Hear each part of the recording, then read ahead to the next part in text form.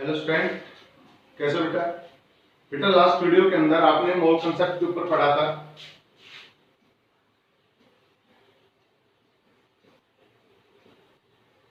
बेटा मोल कंसेप्ट के अंदर आपने मोल का फार्मूला पढ़ा था कि हम किस प्रकार से किसी भी सब्सटेंस के मोल को क्या कर सकते हैं, कैलकुलेट कर सकते हैं। तो आपका जो मोल कंसेप्ट के अंदर मोल का जो फार्मूला था वो था बेटा कि mole is equal to given mass upon molar mass. या आपने फार्मूला पढ़ा था बेटा मोल को कैलकुलेट करने का कि जो आपका जो मोल होता है किसी भी सब्सटेंस को, उसको कैसे कैलकुलेट करते हैं बेटा? किसी भी सब्सटेंस के मोल को कैलकुलेट करने के लिए उस सब्सटेंस के गिवन मास को उस सब्सटेंस के मोलर मास से क्या कर दो, डिवाइड कर दो। आपका क्या आ जाएगा बेटा? नंबर ऑफ मोल्स आ जाएंगे। जैसे हम अगर एग्जांपल की बात करें, जैसे हमने यहाँ पे एक एग्जांपल लिखा बेटा कि 40 gram sodium hydroxide, 40 gram sodium hydroxide में ये बताइए कितने मोल प्रेजेंट है। तो आपको ये गिवन है बेटा कि 40 ग्राम। ये क्या हो गया बेटा? आपका गिवन मास हो गया। और यहां से हम NaO और H, सोडियम, ऑक्सीजन और हाइड्रोजन के मास को जोड़कर क्या निकाल लेंगे बेटा? मॉलिक्यूल का मोलर मास। तो हमारे पास पता है बेटा कि गिवन मास कितना हो गया? गिवन मास हो गया बेटा आपका 40 अपॉन बेटा मोलर मास। सबको पता है बेटा कि सोडियम का जो मोलर मास होता है वो कितना होता है? 23। ऑक्सीजन का मोलर मास कितना होता है बेटा? 16। और हाइड्रोजन का मोलर मास कितना होता है बेटा? 1। इसको हम कैलकुलेट करते हैं तो ये भी कितना आता है बेटा? आपका 40। बेटा गिवन मास कितना है? 40। और मोलर मास जो हमने कैलकुलेट किया वो भी कितना है बेटा? आपका 40। 40 से 40 कैंसिल, कितना हो गया? 1। तो आप बोल सकते हो बेटा कि 40 ग्राम NaOH के अंदर कितने मोल प्रेजेंट है? आपके 1 मोल प्रेजेंट है बेटा। अगर मान लो आपसे बोलता हूं बेटा कि 80 ग्राम वाटर के 80 ग्राम में कितने मोल प्रेजेंट है, यानी कि आपको 80 ग्राम पानी गिवन है बेटा और आपको ये कैलकुलेट करना है कि उस 80 ग्राम पानी के अंदर how many mole of water is present, पानी के कितने मोल प्रेजेंट है। तो गिवन मास कितना हो गया बेटा? आपका गिवन मास हो गया 80। अब वाटर का मास कैलकुलेट करते हैं। एक हाइड्रोजन का मास कितना होता है बेटा? 1। यहाँ पर हाइड्रोजन कितने हैं आपके? 2। तो एक हाइड्रोजन का एक मास होता है तो 2 हाइड्रोजन का कितना हो जाएगा बेटा? 2 प्लस ऑक्सीजन का मास कितना होता है बेटा? 16। कुल मिलाकर कितना होगा बेटा? ये 18। तो हम क्या करते हैं बेटा? मोल निकालते हैं। तो मोल किसके बराबर हो जाएगा बेटा? Given mass. गिवन मास कितना हो गया आपका? 18 अपॉन मोलर मास कितना है बेटा? ये सॉरी, गिवन मास कितना हो गया बेटा? 80 और मोलर मास कितना है बेटा? आपका 18। इसको हम कैलकुलेट करते बेटा तो ये होता है आपका 4.4 मोल। तो कितने मोल आ गए बेटा? ये आपकी ये आ गया बेटा 4.4 मोल। तो ये आपने मोल कंसेप्ट का फार्मूला पढ़ा था बेटा कि हम किस प्रकार से किसी भी सब्सटेंस के मोल को क्या कर सकते हैं, कैलकुलेट कर सकते हैं। सेकंड बात एक आपने और भी पढ़ी थी बेटा कि अगर हमें एक नंबर ऑफ पार्टिकल कैलकुलेट करने हो कि एक मोल में how many particles are present, एक मोल में किसी सब्सटेंस के कितने पार्टिकल प्रेजेंट है। तो ये भी आपने पढ़ा था बेटा कि एक मोल के अंदर 6.023 into 10 raised to power 23 particle present होते हैं बेटा। एक मोल में कितने पार्टिकल प्रेजेंट होते हैं बेटा?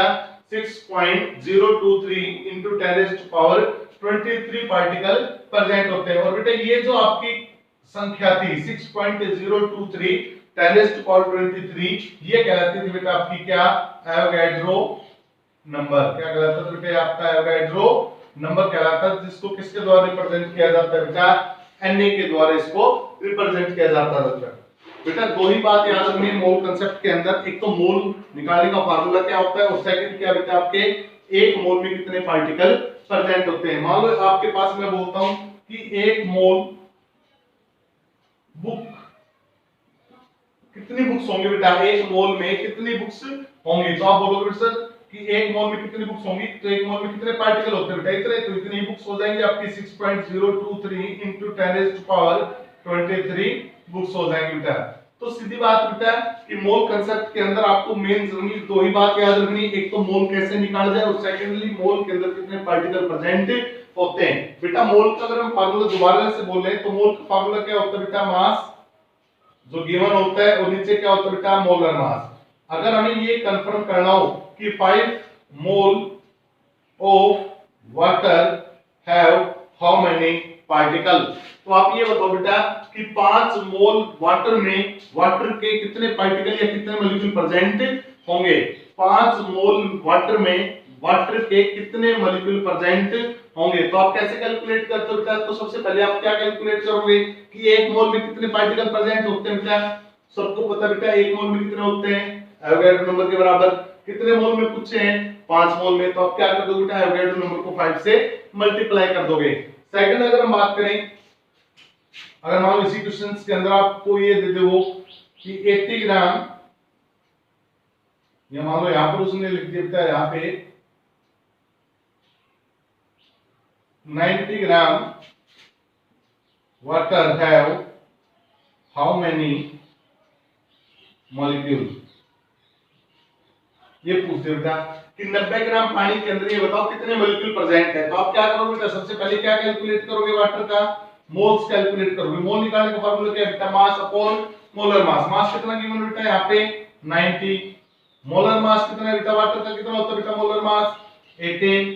कैलकुलेट किया 5 से कैंसिल, तो कितने मोल आ गए बेटा वाटर के, वाटर के मोल आ गए बेटा 5। एक मोल में कितने मॉलिक्यूल 6.023 into 10⁻23। तो 5 मोल में कितना होगा बेटा, तो इसको किससे मल्टीप्लाई कर दो बेटा 5 into एवोगैड्रो नंबर से। ये आपके क्या जाएगा बेटा, वाटर मॉलिक्यूल की संख्या। बेटा ये था आपका मोल कांसेप्ट का टॉपिक जो आपने लास्ट वीडियो के अंदर पढ़ा था। बेटा इस वीडियो के अंदर हम बात करेंगे इंपॉर्टेंट टॉपिक है बेटा आपकी केमिस्ट्री के अंदर, ये मोल कांसेप्ट हर जगह पर काम आएगी, इसलिए इसको मैंने रिपीट किया है। आज हम बात करते हैं बेटा एटम्स और मॉलिक्यूल को लेकर। छोटा सा टॉपिक है बेटा, एटम्स एंड मॉलिक्यूल्स।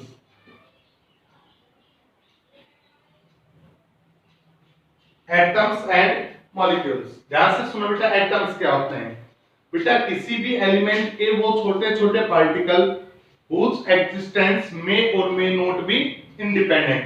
बेटा हम बोल सकते हैं एटम्स क्या होते हैं, एटम्स क्या होते हैं बेटा, the smallest particle, the smallest particle of an element which may or may not be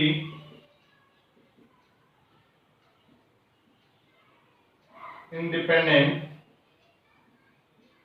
existence। बेटा एटम्स क्या होते हैं, एटम्स होते हैं बेटा the smallest particle of an element, किसी भी एलिमेंट के वो छोटे से छोटे particle which may or may not have independent existence। बेटा किसी भी एलिमेंट के वो छोटे से छोटे पार्टिकल जो स्वतंत्र रह भी सकते हैं और नहीं भी रह सकते बेटा, उनको हम क्या बोलते हैं, एटम बोलते हैं बेटा। दोबारा से सुनना, किसी भी एलिमेंट के वो छोटे से छोटे पार्टिकल जो स्वतंत्र रह भी सकते हैं और नहीं भी रह सकते, क्या कहलाते हैं बेटा, वो एटम कहलाते हैं। जैसे अगर हम एग्जांपल की बात करें, एग्जांपल के अंदर मान मैंने लिखा नाइट्रोजन का एटम, नाइट्रोजन एटम, मान मैंने लिखा ऑक्सीजन का एटम, ऑक्सीजन का एटम लिख दिया बेटा मैंने, मान मैंने यहाँ पे लिख दिया हाइड्रोजन का एटम, मैंने यहाँ पे लिख दिया नोबल गैस का एटम। अब यहाँ पर देखो बेटा, बेटा जो नाइट्रोजन का एटम है, ऑक्सीजन का एटम है, या आप बात करो हेलोजन का जो एटम है, ये कभी भी स्वतंत्र नहीं रह सकते बेटा। कारण क्योंकि ये सभी क्या करना चाहते हैं बेटा, अपने ऑक्टेट को कंप्लीट करके अपने आप को क्या बनाना चाहते हैं, स्टेबल बनाना चाहते हैं बेटा। जबकि नोबल गैस का जो ऑक्टेट होता है वो कैसा होता है बेटा, कंप्लीट होता है। तो कंप्लीट होता है तो ये क्या रह सकते हैं बेटा, किसी के साथ अटैच होने की कोशिश नहीं करते, अपने आप में क्या रहते हैं, ये मस्त रहते हैं। तो इसका मतलब क्या है बेटा कि जो आपकी नोबल गैस के जो एटम होंगे, कौन से एटम बेटा, आपके नोबल गैस के जो एटम होंगे, वो नोबल गैस के एटम कैसे होंगे बेटा, इंडिपेंडेंट रहेंगे, यानी कि वो किसी के ऊपर निर्भर नहीं करेंगे बेटा। जबकि आपके जो दूसरे एटम है, जैसे नाइट्रोजन का है, ऑक्सीजन का है या हेलोजन का है, ये क्या करते हैं बेटा, दूसरे पे डिपेंड करते हैं। इसलिए हम इनको क्या बोल सकते हैं बेटा, ये तो डिपेंडेंट हो गए और ये कैसे हो गए बेटा, आपके इंडिपेंडेंट हो गए। इसलिए हमने बोला बेटा कि एटम क्या होते हैं बेटा, एटम आपके वो स्मॉलेस्ट पार्टिकल होते हैं किसी भी एलिमेंट के, किसी भी एलिमेंट के वो स्मॉलेस्ट पार्टिकल जो स्वतंत्र रह भी सकते हैं और नहीं भी रह सकते, क्या कहलाते हैं बेटा, वो आपके एटम कहलाते हैं। और अगर मान लो बेटा, अगर हम बात करें कि जब एटम आपस में क्या होते हैं, कंबाइन, जब एटम आपस में क्या होते हैं बेटा, कंबाइन होते हैं, तो कंबाइन होकर क्या बनाएंगे बेटा, वो बनाएंगे कंपाउंड। जब एटम आपस में कंबाइन होंगे तो कंबाइन होकर क्या बनाएंगे बेटा, कंपाउंड। और कंपाउंड की जो स्मॉलेस्ट यूनिट होगी बेटा, कंपाउंड की जो स्मॉलेस्ट यूनिट होगी, वो स्मॉलेस्ट यूनिट आपकी क्या कहलाएगी बेटा, मॉलिक्यूल कहलाएगी। ध्यान से सुनना, एलिमेंट की जो स्मॉलेस्ट यूनिट होगी वो तो आपकी एटम कहलाएगी, और कंपाउंड की जो स्मॉलेस्ट यूनिट होगी वो क्या कहलाएगी बेटा, आपका मॉलिक्यूल कहलाएगी। ध्यान से सुनो बेटा, इंपॉर्टेंट पॉइंट है ये, बार बार आपको कंफ्यूजन क्रिएट हो सकता है इसके अंदर। एलिमेंट की स्मॉलेस्ट यूनिट तो क्या कहलाएगी, आपकी एटम कहलाएगी, जबकि आपका जो मॉलिक्यूल है वो किसकी स्मॉलेस्ट यूनिट है बेटा, आपकी कंपाउंड की स्मॉलेस्ट यूनिट है। तो बात करते हैं बेटा व्हाट इज मॉलिक्यूल। कंपाउंड कैसा होता है बेटा, स्टेबल। तो जब कंपाउंड स्टेबल होता है तो मॉलिक्यूल भी कैसा होगा, स्टेबल। और जब स्टेबल होगा तो वो किसी दूसरे पर डिपेंड नहीं करेगा। तो सीधी सी बात है बेटा, जो आपका मॉलिक्यूल होता है वो कैसा होता है, इंडिपेंडेंट एग्जिस्टेंस का होता है बेटा। तो मॉलिक्यूल की हम बात करें तो व्हाट इज मॉलिक्यूल। बेटा मॉलिक्यूल्स की अगर हम बात करें कि मॉलिक्यूल्स क्या होते हैं, तो आप सिंपली बोल सकते हो बेटा कि the smallest particle of a substance which is capable of independent existence। किसी भी सब्सटेंस का वो छोटे से छोटा पार्टिकल जो कैसा रह सकता है बेटा, स्वतंत्र रह सकता है, क्या कहलाता है बेटा, वो आपका मॉलिक्यूल कहलाता है। तो मॉलिक्यूल के अंदर क्या बोल रहे हैं बेटा, the smallest particle,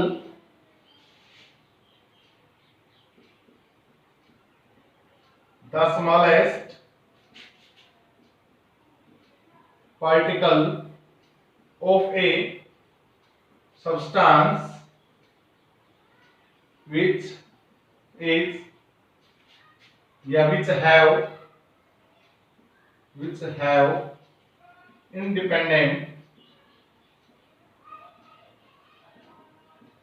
existence। The smallest particle of a substance which have independent existence is called molecule। आप ये भी बोल सकते हो बेटा इसकी सेकंड डेफिनेशन के अंदर कि मॉलिक्यूल किसका सबसे छोटा रूप होता है बेटा, कंपाउंड का। हम बोल सकते हैं बेटा the smallest form of a compound is known as molecule. किसी भी कंपाउंड की सबसे स्मॉलेस्ट फॉर्म क्या कहलाती है बेटा, उस कंपाउंड का मॉलिक्यूल कहलाता है। और मॉलिक्यूल कैसा होता है बेटा, इंडिपेंडेंट एग्जिस्टेंस रखता है। अब एक बात बताना बेटा कि जो आपका जो कंपाउंड होता है वो किससे मिलकर बना होता है, दो या दो से अधिक सेम या डिफरेंट टाइप ऑफ एलिमेंट से मिलकर बना होता है बेटा। जो आपका कंपाउंड होता है बेटा वो किससे मिलकर बना होता है, दो या दो से अधिक प्रकार के एटम से मिलकर बना होता है। वो एटम सेम भी हो सकते हैं और डिफरेंट भी हो सकते हैं। हम मॉलिक्यूल के ऊपर ये बात भी बोल सकते हैं बेटा कि मॉलिक्यूल किससे मिलकर बने होते हैं बेटा, molecules are made up of two और मोर सेम और डिफरेंट type of atom।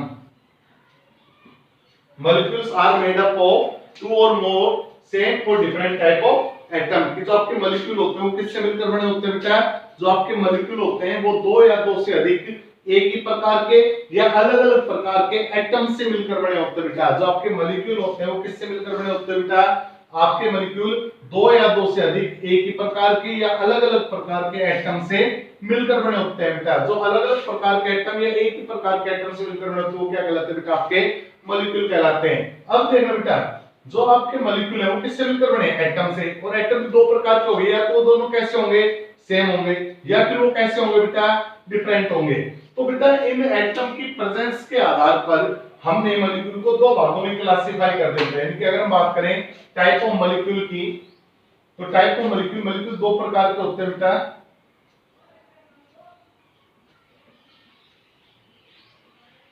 अगर हम टाइप ऑफ मॉलिक्यूल की बात करें तो मॉलिक्यूल कितने प्रकार के होते हैं बेटा, दो प्रकार के होते हैं। एक तो होता है बेटा आपका होमोएटॉमिक मॉलिक्यूल और एक होता है बेटा आपका हेटेरोएटॉमिक मॉलिक्यूल।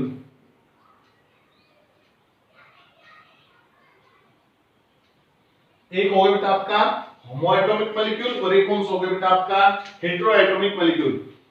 अगर हम बात करें होमोएटॉमिक तो बेटा होमो का मतलब क्या होता है, एक जैसे। होमो का मतलब क्या होता है बेटा, एक जैसे। तो वो मॉलिक्यूल जो एक जैसे एटम से मिलकर बने बेटा, the molecule which have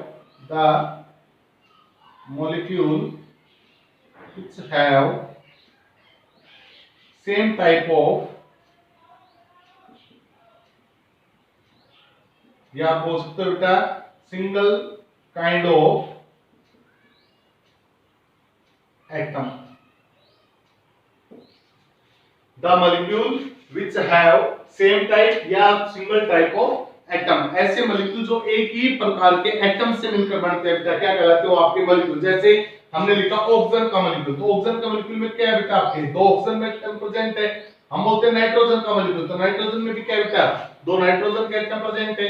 chlorine का molecule, तो हमने क्या बोल दिया बेटा दो क्लोरीन के एटम प्रेजेंट है। तो हमने यहाँ पर एक बात नोट की बेटा कि ऑक्सीजन के अंदर केवल ऑक्सीजन के एटम प्रेजेंट है, नाइट्रोजन के अंदर केवल नाइट्रोजन के एटम प्रेजेंट है, क्लोरीन के अंदर केवल क्लोरीन के ही एटम प्रेजेंट है। तो ये सारे जो मॉलिक्यूल है ये कौन से मॉलिक्यूल कहलाएंगे बेटा आपके होमो एटॉमिक मॉलिक्यूल कहलाएंगे बेटा। तो क्या होता है बेटा homo atomic molecule, the molecule which are made up of single type of atom. बेटा ऐसे मॉलिक्यूल जो केवल एक ही प्रकार के एटम से मिलकर बने बेटा, the molecule which have same type of atom, ऐसे मॉलिक्यूल जिनके पास एक ही प्रकार के एटम है क्या कहलाएंगे बेटा वो आपके होमो एटॉमिक मॉलिक्यूल कहलाएंगे। और जिनके पास अलग-अलग प्रकार के एटम होंगे बेटा, द मॉलिक्यूल